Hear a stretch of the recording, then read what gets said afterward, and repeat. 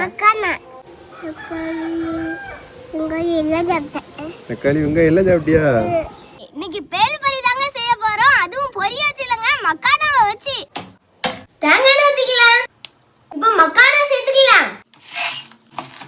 நல்லா மொறு மொறுன்னு ஆயிடுச்சு. தனியா எடுத்து வச்சுக்கலாம். அதே பாத்திரத்துல கொஞ்சம் தேங்காய் எண்ணெய் சேர்த்துக்கலாம். எண்ணெய் சூடாயிடுச்சு, ஆஃப் பண்ணிடலாம். எண்ணெய் நல்லா சூடா இருக்கு. இப்போ மஞ்சள் தூளும் மிளகாய் தூளும் போட்டுக்கலாம். தூளுப்பு போட்டுக்கலாம். இப்போ மக்கானா மட்டும் நல்லா கிண்டிக்கலாம்.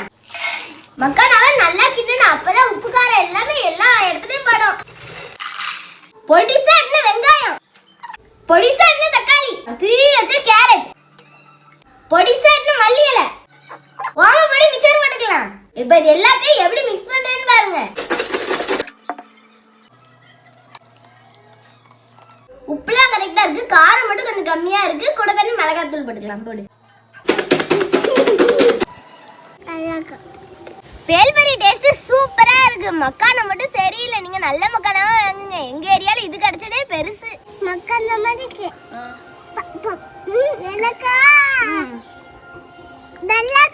நல்லா இருக்கா?